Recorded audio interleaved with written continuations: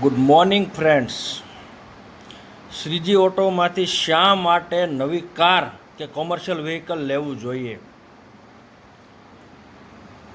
તો અમારે ત્યાં બેસ્ટ ડિસ્કાઉન્ટ, વેઇટિંગવાળી ગાડી હાજર, આ સાથે પારદર્શક વહીવટ, ટાઈમ ટુ ટાઈમ ડિલિવરી અને આ બધી સર્વિસ ઓલ ઓવર ગુજરાતમાં આપીએ છીએ.